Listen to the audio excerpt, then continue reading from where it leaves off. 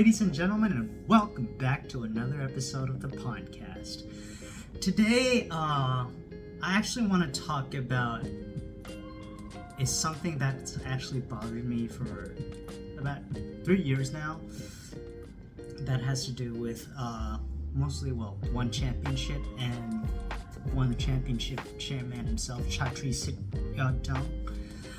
So today I actually came across an article from Beyond Kick, which is basically a online publication that focuses on kickboxing news. So back in 2022, Jonathan DeBella, a Canadian kickboxer, won the inaugural one strawweight kickboxing world championship against the Chinese rising prospect Zhang Peiyan. This was back in September, alright? Now, according to Chatri, DeBella hasn't been, answering one's calls regarding, his next title defense. And already Chatri has been, according to his interviews, he's been considering stripping DeBella of the title. Which I understand, if you're a champion, you need to defend your title. As a fighter who is a champion of an organization, you're responsible for defending your throne. However, what I don't understand is that it's only been September. It's only been 9 months since the title defense, which, come on. As a fan of One Championship who's been watching the promotions events since 2019, 9 months is actually not that long, okay? And this is what I wanted to talk about, okay? There are other fighters in the organization, champions in the organization, who are title holders, okay? And they have not made any title defenses. The fighters that I want to talk about in this case are Arjun Bhullar, the one heavyweight world champion in MMA, and Todd, the one women's atomweight kickboxing world champion. So Arjun Bhullar won his title, the heavyweight title, back in April of 2021. It was the one card that was like Indian themed. It had a name, like an Indian name. One Dangal. So Arjun beat a 44-year-old Brandon Vera. And so one had its second heavyweight champion in the history of the organization since the title was introduced in, I think, 2015. So I think back, even a lot of fans, myself included, we were looking forward to, some exciting fights from Arjun Bhullar, because the heavyweight division, it was getting spiced up at the time. They had new signings. There was Anatoly Malykhin from Russia, Kirill Grushenko from Belarus, Marcus Buchecha Almeida, the Brazilian Jiu-Jitsu ace from Brazil, Amir Ali Akbari from Iran, and Umar Kane from Senegal, and Kang Ji-won from South Korea. So there were a lot of fights to be made in the heavyweight division. But what ended up happening was, I think down the line, there were a lot of fights made at heavyweight, because there were a lot of these new heavyweight signings to basically determine who would challenge Bhullar next for the world heavyweight title. And in the end, Anatoly Malykhin emerged as top dog, the number one contender to challenge Arjun Bhullar. This is where the chaos starts. So on the first date, Arjun Bhullar has to withdraw from the fight because it's revealed that he had surgery on, I forget whether it's his hand or if it's on his arm, 2 weeks prior to the scheduled date. Okay, so he has to pull out of the fight. The fight's rescheduled. And then again, the fight is delayed to another date. Okay, this is where I have to hit the research.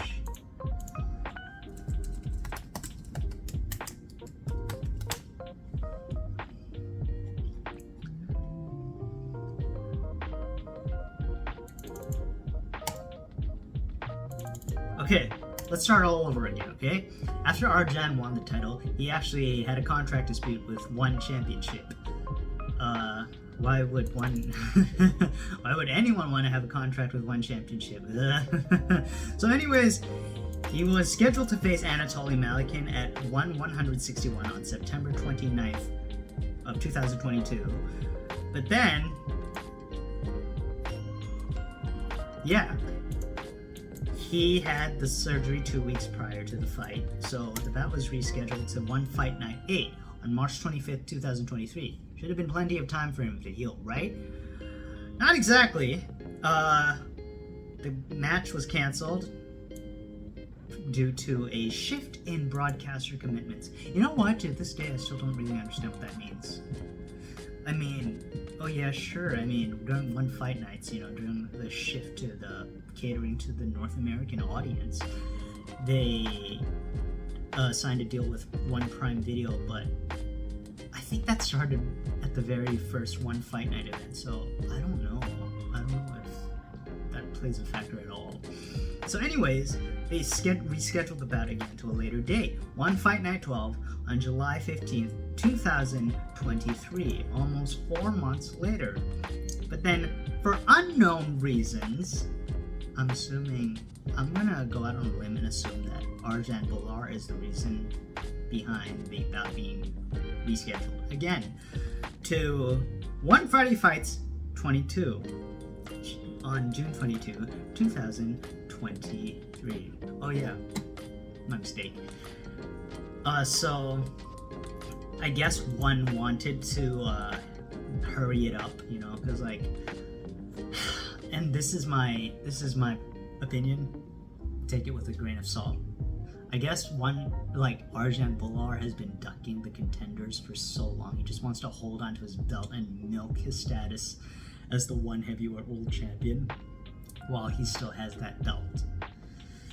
And and he's finally gonna fight Anatoly Malykhin on One Friday Fights 22 June on June 22. Yeah, and I am looking forward to that. Well, at the time I'm recording this, it will be. Wait a minute. The article is not right. It'll be on June 23. So that will be 2 days from the day I'm recording this. And yeah, I'm really looking forward to him finally making a title defense. And this is my personal bias. I really hope Anatoly Malykhin smashes Arjun Bhullar, because I watched part of an interview that Bhullar did with the South China Morning Post, and he's basically saying like, oh, I don't understand why Anatoly Malykhin says he's better than me, and oh my god, I don't understand why he broke down crying when he won the belt, yada yada yada. There's levels to this game, I'm a better fighter, everybody knows. Like, dude, shut the fuck up, okay? Your last fight? April of 2021. Your last opponent? A 44-year-old Brandon Vera. What has Anatoly Malykhin done since your last fight? Oh, he's fought 3 times and won 2 belts. His opponents? Oh, I don't know. Kirill Grishenko? Holy shit, I need to look this up again. Fuck. I'm so sorry. I did not do my homework ahead of time. Anyway, so, what did he do? What did Anatoly Malykhin do since Arjun Bhullar won the belt 2 years ago and did nothing since? Okay, so, Anatoly Malykhin, 3 wins since then, 2 belts as well, okay? He knocked out Amir Ali Akbari. He knocked out Kirill Grushenko to claim the interim heavyweight championship, which in my opinion, and I'm sure a lot of other One Championship fans' opinion, is the real One Heavyweight World title. And then he moved down to light heavyweight to challenge Reinier de Ridder for the One Light Heavyweight Championship.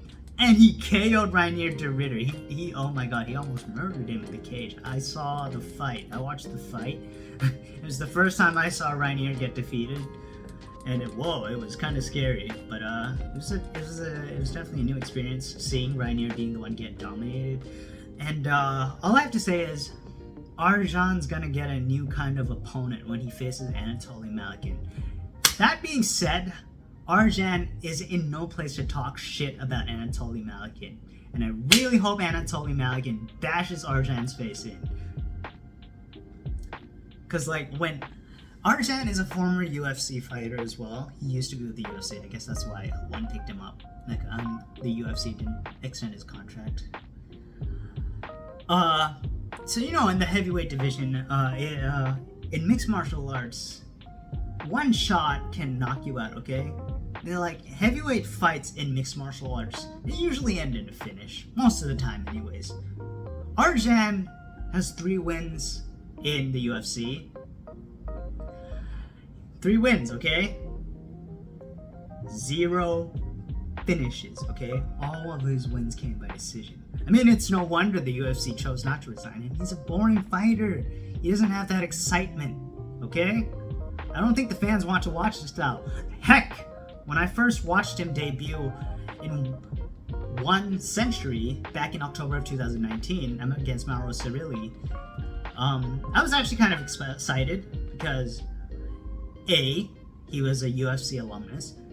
B, he was and is a heavyweight. And in any heavyweight fight, you expect there to be a fireworks fight, okay? But I could not believe, but Arjun Bhullar is the first fighter, a heavyweight fighter for that matter, to turn a stand-up battle into a boring snooze fest, okay? He couldn't even knock out Mauro Cirilli.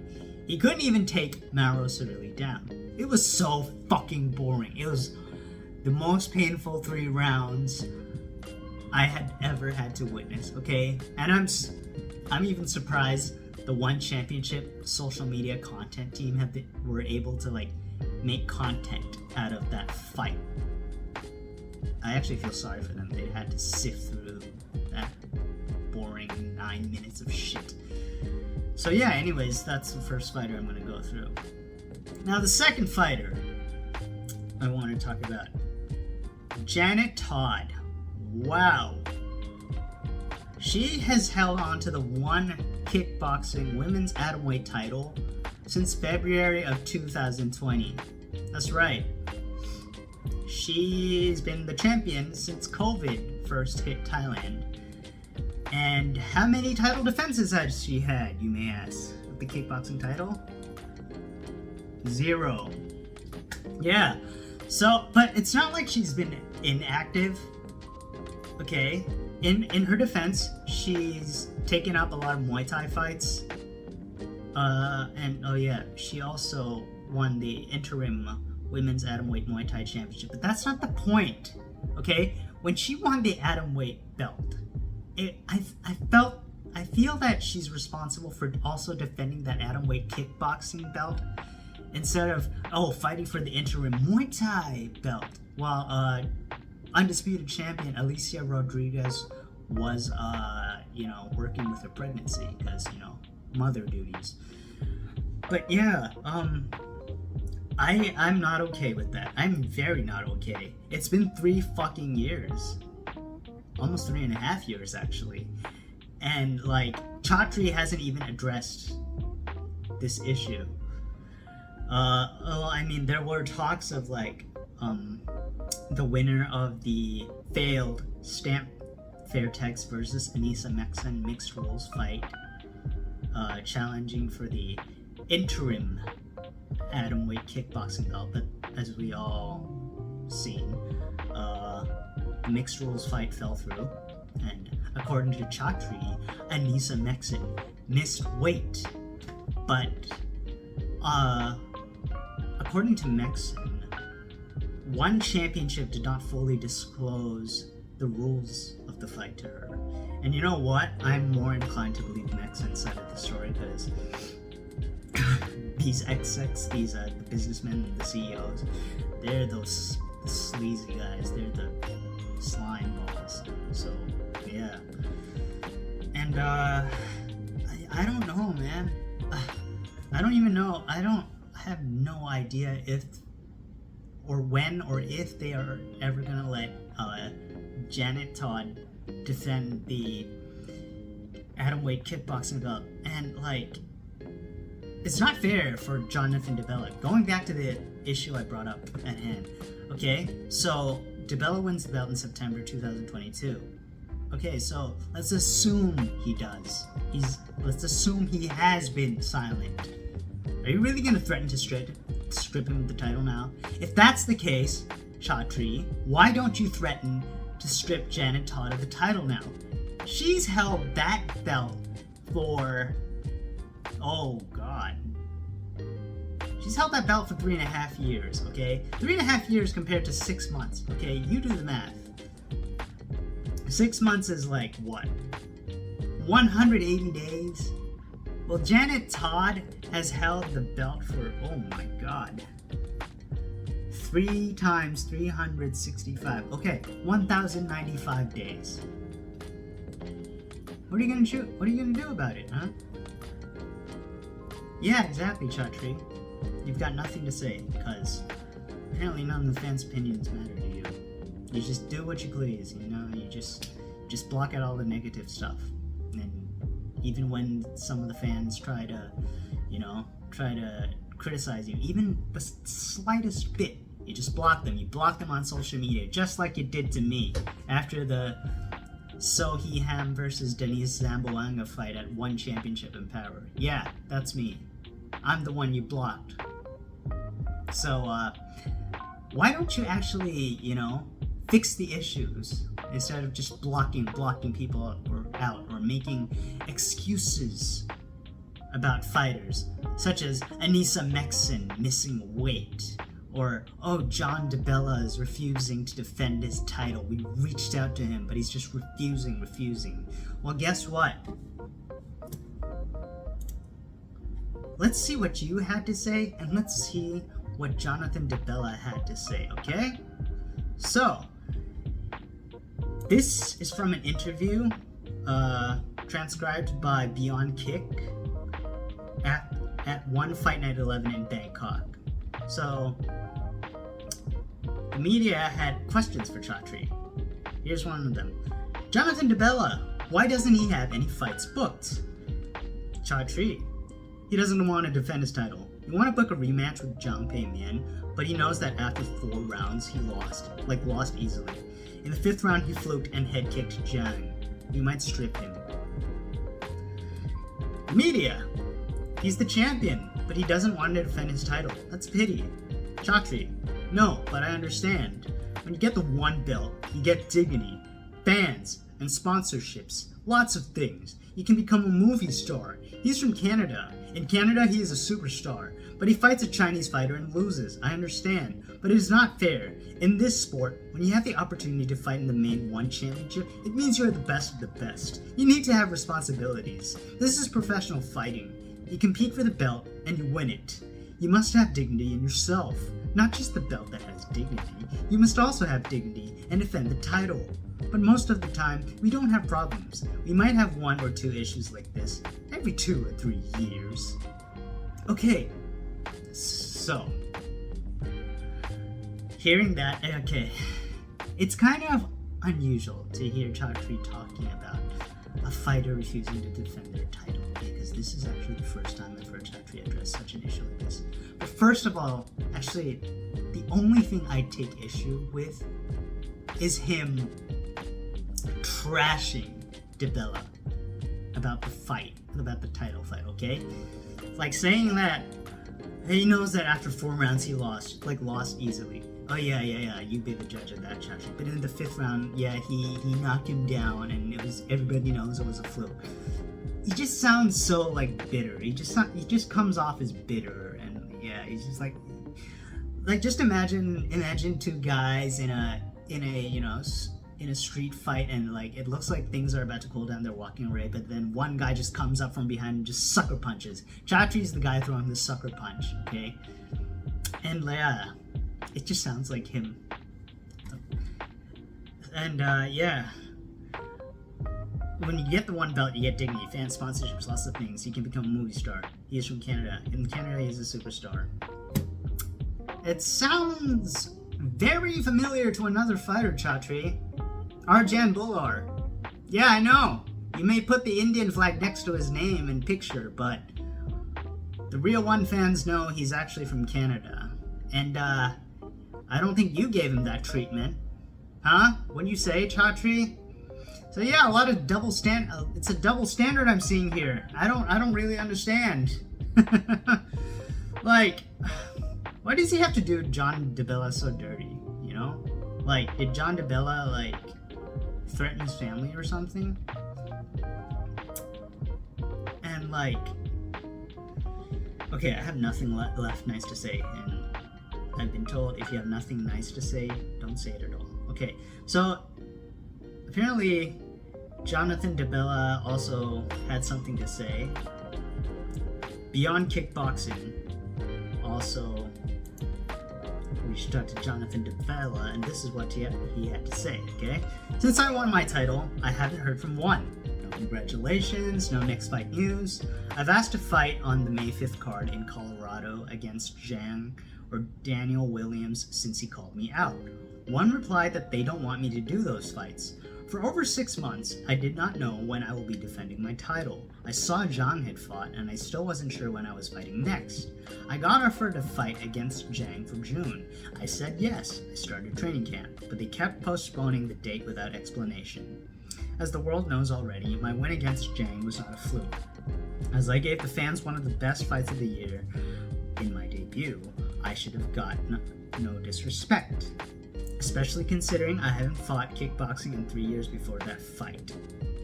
Okay, so his dad and trainer, who's also his trainer, also said, all we wanted was for Jonathan to make a living fighting. We love the idea of one, like, being in the UFC with kickboxing, but it's not the case.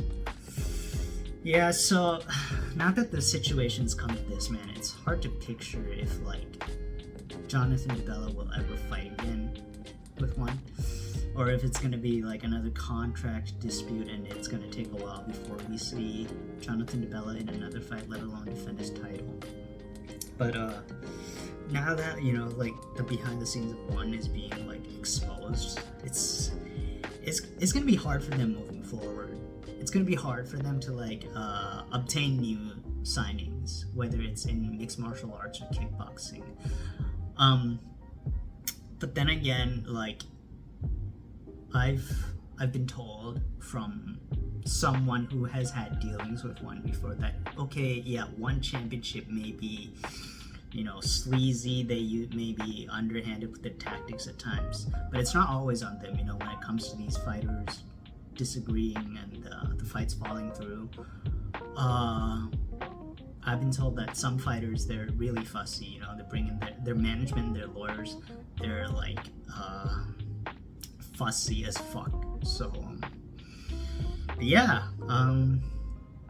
but with the DeBella situation, if they want to treat their stars and their champions like this, they're gonna find themselves with, well, let's say, fewer superstars, you know. And I can picture one having to sign, like, nobodies, and they have to, like, paint the picture that, oh, this nobody is actually a national kickboxing world champion, whatever you want to call it. But yeah, so yeah, that's the situation. But the issue I really have with one championship is their double standards. Okay, back to Janet Todd. When is she ever going to defend her kickboxing atomweight title, huh? Like, it's been radio silence on that end, okay?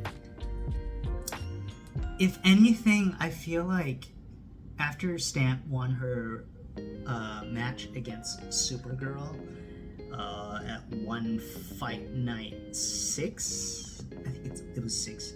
The first One Fight Night of 2023.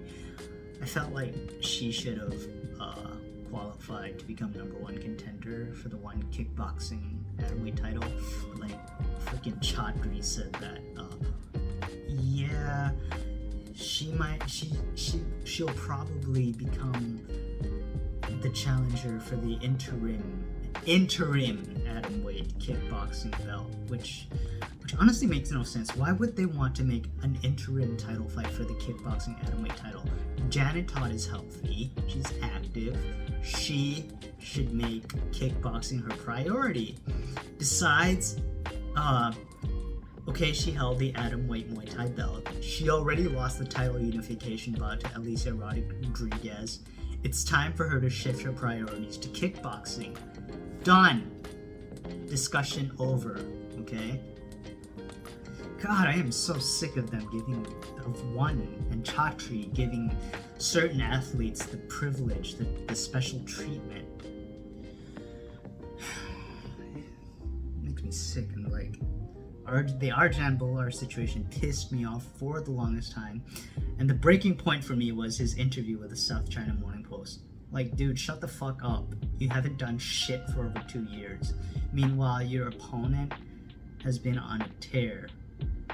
So yeah, I guess this episode was more for me to vent, but I also wanted to like try to show some of you guys how one championship has given some of its athletes the special treatment. Coughs, Angela Lee, coughs, Christian Lee. Okay, that is a little insensitive given that they are going through a period of grieving, which reminds me, rest in peace Victoria, gone too soon.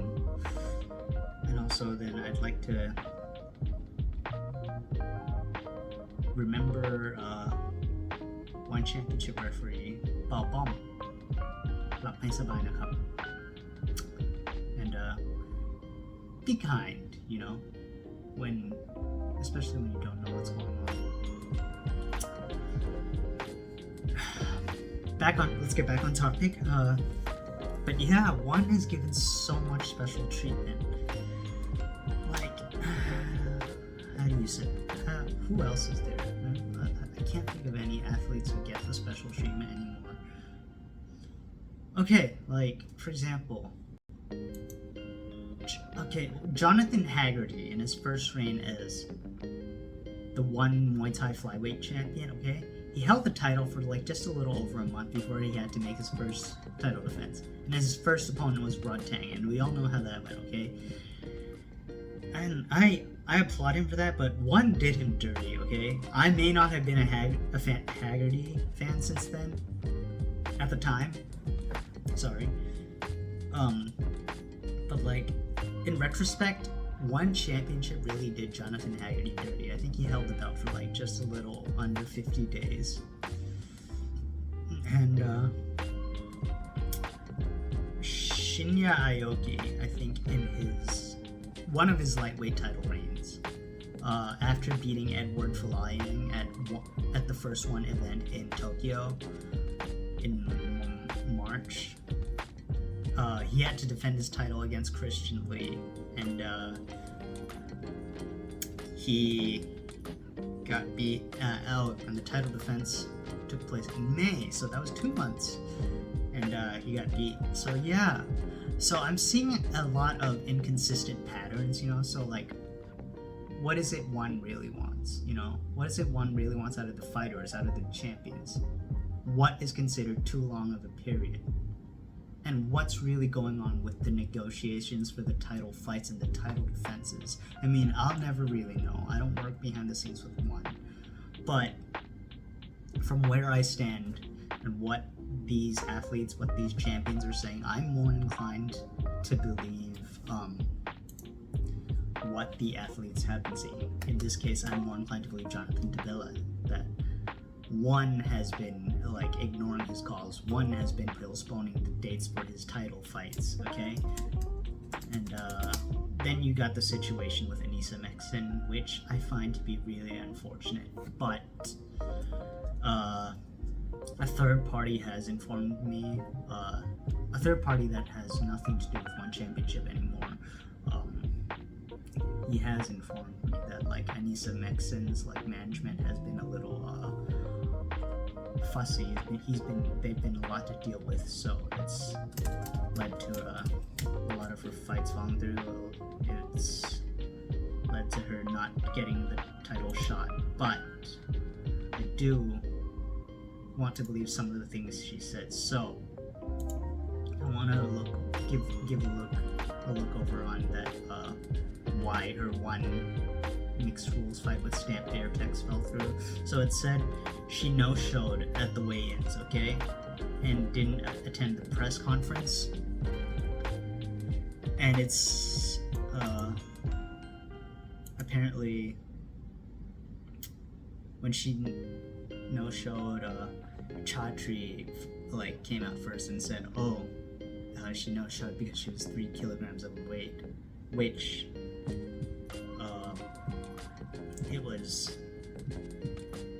I think it was very disrespectful to Meksen, okay, to like slander her like that. But then Meksen cleared the air, and she said like one made a huge mistake in their contract. They didn't communicate well enough, and said that if the fight went the distance, it would be a draw, okay? And yeah, I think that's why she like decided not to show up. 3 years of disrespect, that was the last straw. That's when she decided to simply leave Bangkok. That being said, I'm more inclined to believe Meksen in this case, but her reason for no showing, I don't know. Is it justified? Did she overreact? That's up for debate.